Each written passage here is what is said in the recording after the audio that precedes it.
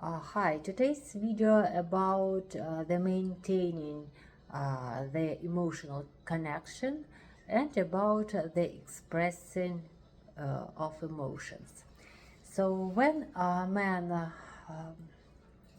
want to have sex, they use humor and money as they are simple and primitive because they need to take energy somewhere.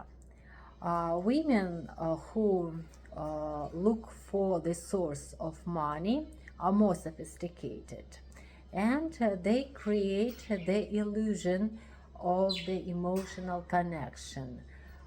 They understand this man, they support him, they praise him, they admire him.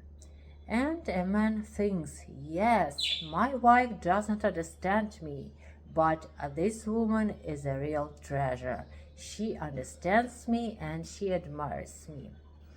And actually, both parties know the rules of the game. Men understand that such women just need money, and women understand that these men just need sex.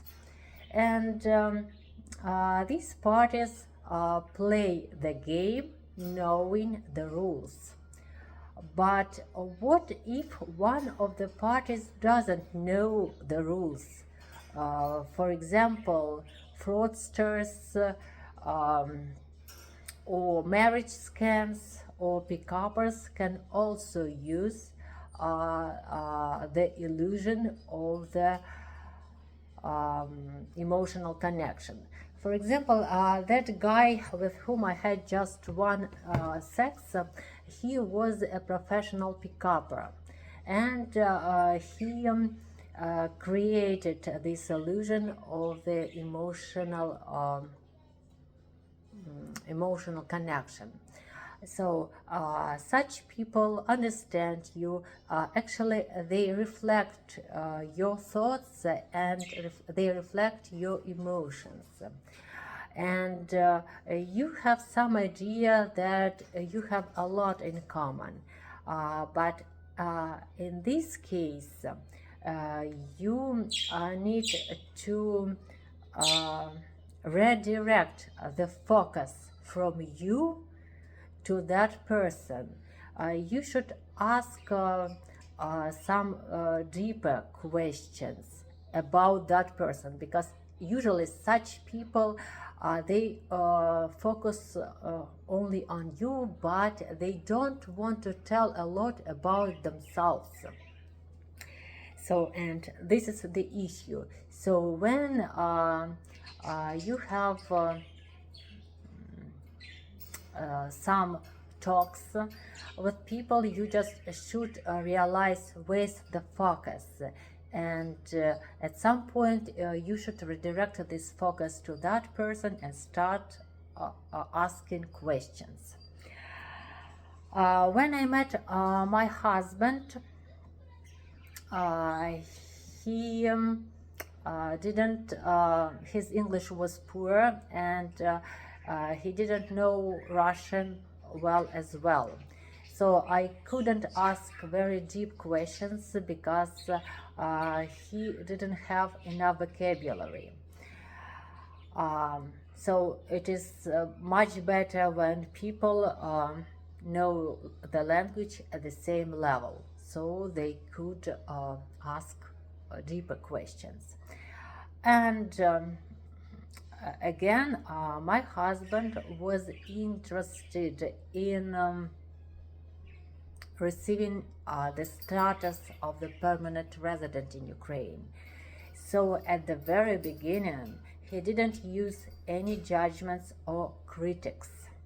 So when I talked, he was just quiet. And it was the illusion of the emotional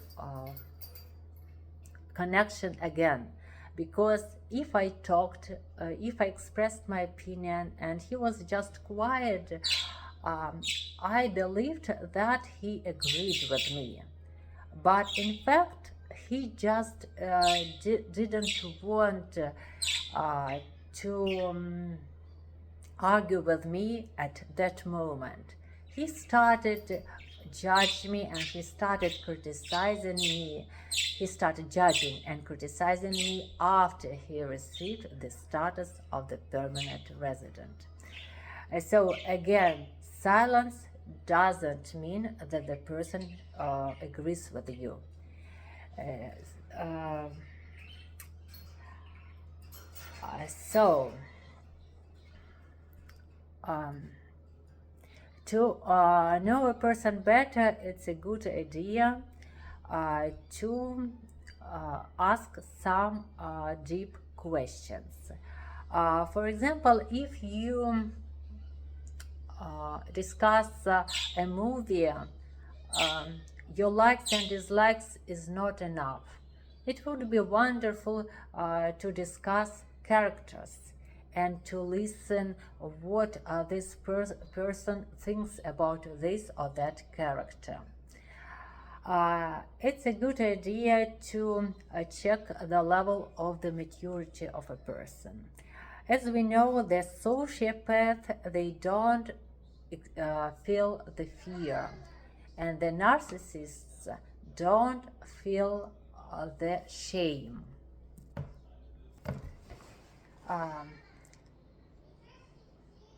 So it's a good idea to ask some questions about the fears and about some embarrassing situations in a person's life. And now let's move to expressing your emotions. So the most widespread woman's manipulation: you don't love me, and the most widespread man's manipulation: you don't understand me. Yes, it's a good idea to express your emotions and feelings, but you should see the difference between the expressing of the emotions and the manipulation. Because when a person just expresses emotions and feelings, he doesn't require any action. He just wants to be heard and listened. Heard, listened, and maybe supported, but no action is required. When the person uses emotions and feelings to manipulate, he expects some actions. When my husband told me, "You don't understand me," he expected the list of actions I should take. I should do this, this, and this to be better for him. So it is just manipulation. So finally, when we had the last argument in the summer, I just told me, yes, I am bad. Yes, I agree I am bad. I will not do anything because I am bad. That's it. It was it was just the end of our communication.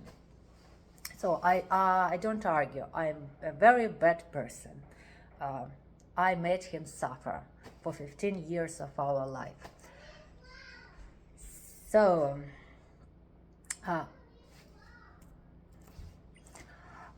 when my children talk with my husband's relatives on the phone, they are also manipulated. For example, when an aunt says, "Blow me a kiss or I will be hurt," or my husband says, "Kiss your aunt or she'll be hurt." So it is also a manipulation, because yes, every person has the right to feel something, but nobody is responsible for his or her feelings or emotions. So any person isn't guilty. So if an aunt is hurt, it is her problem that she is hurt. It is not the problem of a child. Or, for example, when my husband speaks with my son on the phone, he can say, "Oh, you didn't call me. Aren't you missing me?" So he looks hurt, and my son should feel guilty. So it is also the manipulation. So when one person wants other person to feel guilty, it is the manipulation. So again, when you express your feelings and emotions, but you just want other people to listen to you and no action is required, it is just the expression of emotions and feelings. But when the expression of feelings and emotions requires some actions from other people, it is the manipulation. Thank you. Bye bye.